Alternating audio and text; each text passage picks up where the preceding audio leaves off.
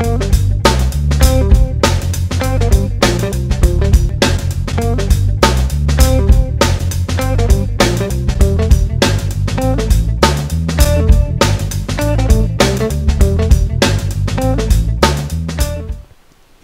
see your massive column there. Bridging. Oh, that is nothing. Wait till the columns you see later on. This is a baby column in comparison. So yeah, this is this whole area. I really enjoy these big cavern areas where it's just natural spawns, where I'm just going around lighting them up. I find them quite relaxing, you know. It's nothing. I'm pretty sure of myself that I'm not going to die in an area like this, unless somebody's throwing cave spiders or something at me. But so it's kind of relaxing. You go around, you throw your torches, you have a little drink, you kill some mobs, and you feel like a real badass. But all the while I was doing that, and I was looking up, and I was thinking, oh, there's blaze spawners, there's gas spawners, and when I was down here, I was looking at it, and this kind of I don't know if you saw in Spellbound Caves the I think it was the Black Heart area or something like that. I don't think I've actually seen that bit. Okay, he's got the red and the black wall in the same area, and he always makes them the hardest to get. And it's an obsidian. It looks like a twisted heart shape made out of obsidian, and this kind of reminded me of it. And the idea is that he wants you to go up the obsidian, and it's just crawling with skelly spawners and shit like that. It's nasty crap. So obviously you don't do that. You build one of these, and you just go up and bridge across. What you're actually supposed to do in this area was this. It's perhaps not as obvious as I should have made it, but this chain here is actually a starting point. And you go up here, and then you're on this flat bit, and then you go up here, and then there's a ledge here, which perhaps needs to be made more obvious, like some glowstone here so you can see it. And then you go up here, and then you can bridge straight across here, and then from here you can bridge all the way up here like you did, and then get to this bit and then dig through the wall, and you're at the sort of platform here. Alright, okay, so I went at it kind of a strange way. Yeah. I mean, it's probably wouldn't have been too much easier if you'd done it that way, because unless you decided to sort of barricade yourself in on top of the chains, it wouldn't have helped that much. I would have probably had to deal with the blaze a bit more than I did. I didn't really have to deal with the blaze. I kind of went around them. Yeah.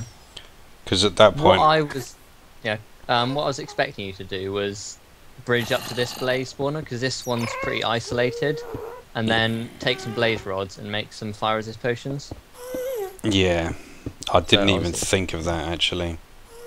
Because this one, the only place it'll activate when you're on the chains is right here. Anywhere else, doesn't get activated. No, I think it activated when I was up in this little thing here. I got this little tunnel up here. I think I was up here somewhere, and they were activating. I could hear them. Where was it? One thing I've learned I can do now, which I really hope other map makers start doing, is you can set the gas spawner spawn range to be like the size of the cavern. Yeah. And then you can set it to only be able to spawn a certain amount, and then it stops spawning. And then you just tell it to only spawn. You tell it to, once it's spawned the gas, teleport it to the spawner. Yeah. And then it looks like it's spawning like a normal spawner, but it caps out the amount of gas that spawn. Yeah. Which is something that I'm going to start doing a lot. When I came down through here, and I basically hit the ground, and I was running, and I turned around and looked back, and this whole place was pretty much full of gas. There were probably a good 20 gas in here. Yeah. I derped out with this first spawner that I took out. Yeah, you took out the skeleton spawner. I took out the skelly spawner. I didn't even realise. Later on in the map, I didn't. It's again something I didn't think of about at the time. And I think, yeah, this blaze spawner they blew it up themselves. Gas spawner, you mean? Gas spawner. Yeah. They didn't. This one hasn't got it, but there was TNT around it.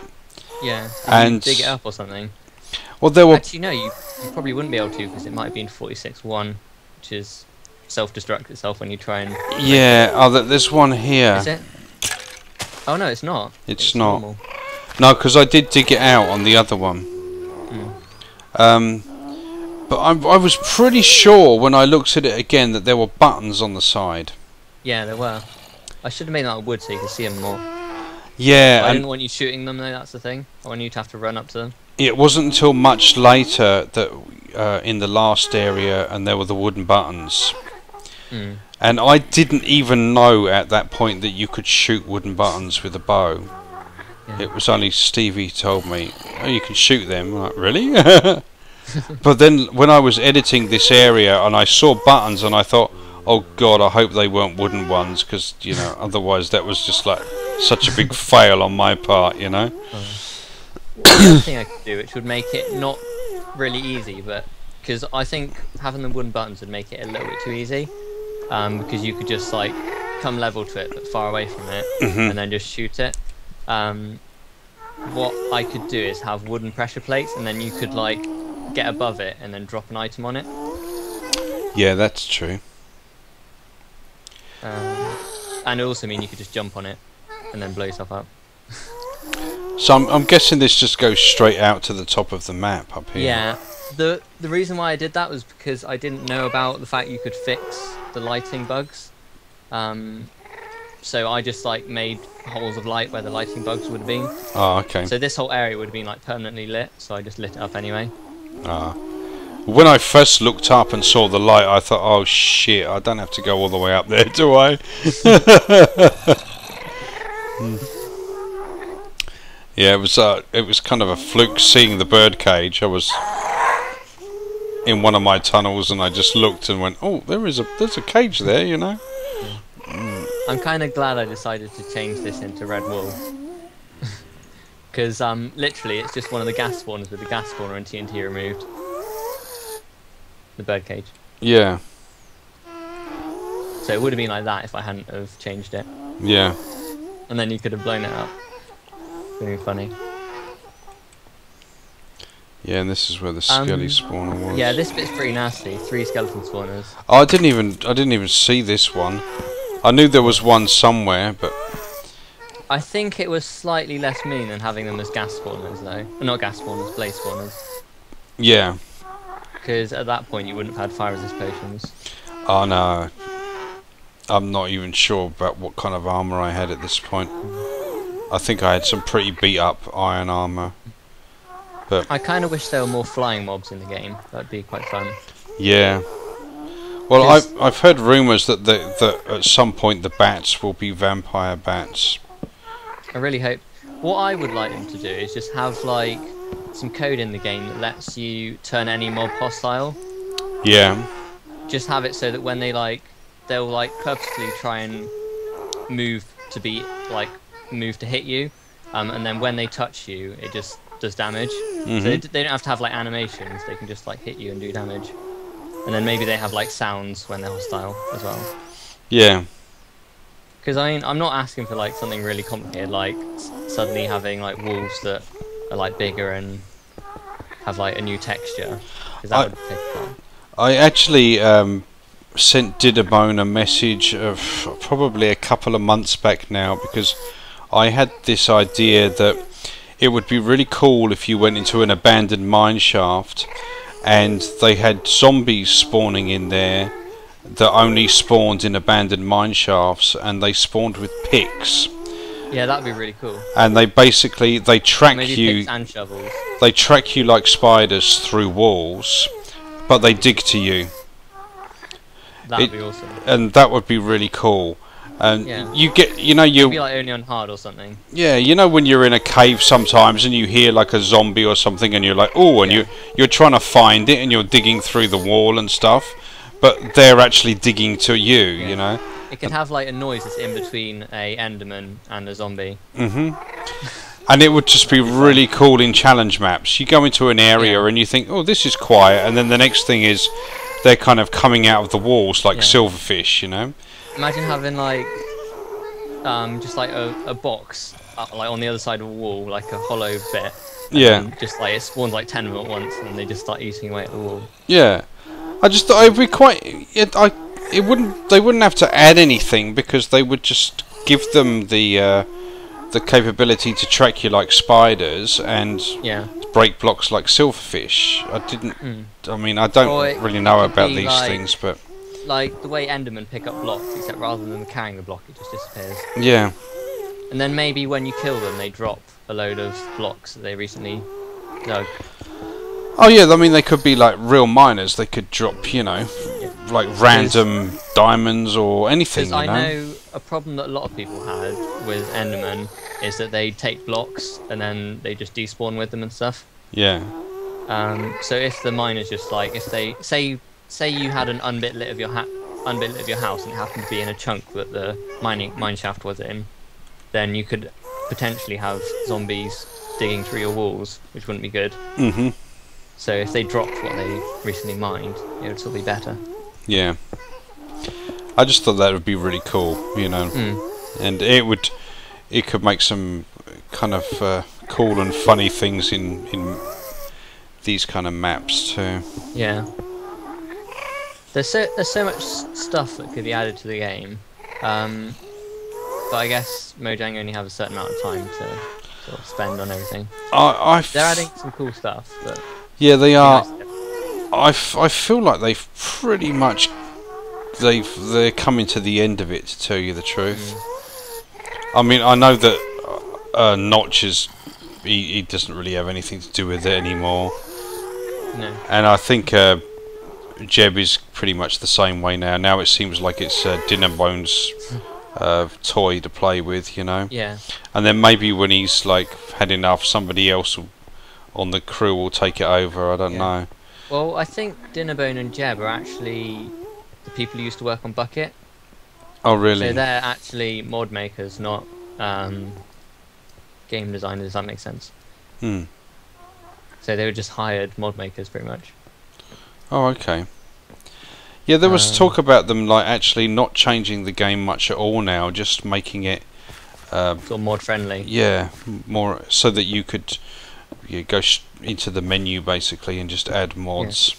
Yeah. It'd be cool if like all the mods got listed, like major mods just became official and part of, not like part of the game, but like there'd be like a catalogue inside the Minecraft like files that would get updated every so often. Yeah. And if you like played a custom map and it had data that told you what mod you needed, it would download the mod for you.